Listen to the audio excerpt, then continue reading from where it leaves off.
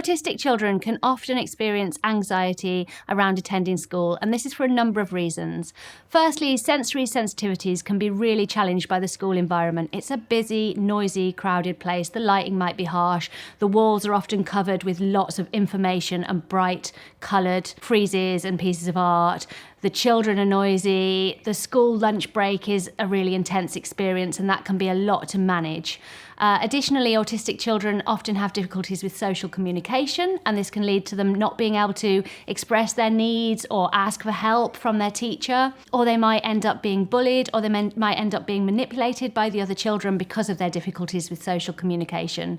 And finally, autistic masking, which is something that autistic children can often learn to do from a really young age, where they learn to hide their autistic traits in order to fit in with their peers and feel acceptable. But this is like putting on a show all day long, and that masking strain alongside the sensory sensitivities and the communication difficulties, and having to do that 6 hours a day, 5 days a week, can be incredibly challenging and lead to really heightened states of anxiety. And how this can manifest is that autistic children might start school refusing, so they flat out refuse to attend school, or they might display behaviour which is then labelled as challenging, and then they might be excluded, or they might receive punishment when really what they're communicating is a need.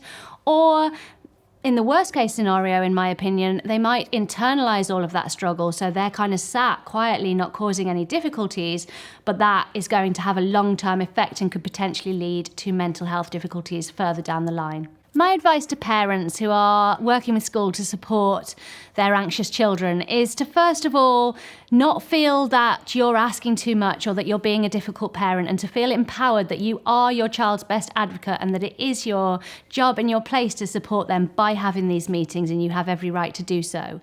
And then when you work with the school, it can be really difficult because sometimes schools don't have the budget or they don't have the knowledge to do the things that you would like them to do, and it can end up feeling like you're in a battle with the school, which is really unproductive for everyone. So where possible, and what I've done with my own children when I'm working with schools, is I've kind of gone in there and said, look, we both want what's best for my child. Let's find a way to work together as a team to support them the best that we can.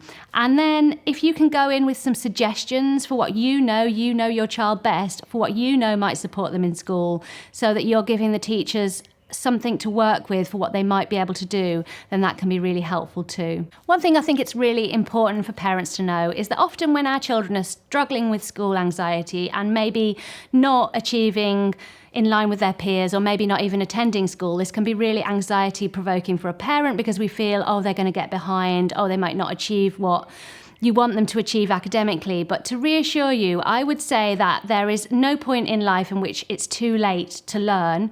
But mental health is something that we need to get right as soon as possible. The path through education does not need to be a straight line. So if your child needs to take some time to focus on their mental health and their mental wellness, there will be time for them to catch up and to achieve what they want to achieve at the pace that's right for them. In terms of supporting your child with their school anxiety, I would say the first starting point is helping your child to learn to recognise and manage their anxiety.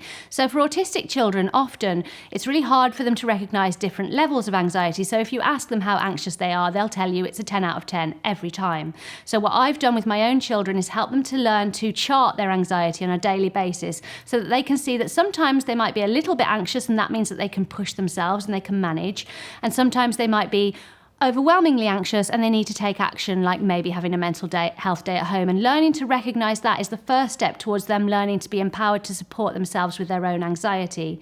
In the short term, you can also offer things like making sure that when they come home from school, you've given them a really low arousal, low stimulus environment where they can take part in their interests and do the things that they love, so that they know that when they get home, they're going to be able to decompress and not be expected to continue to perform. Also things like supplying them with things that might help them in school, like earphones or fidget toys or special tight clothes they can wear underneath their clothing. Anything that might support them at home, if you can find a way for them to access that in school, that would be really helpful too.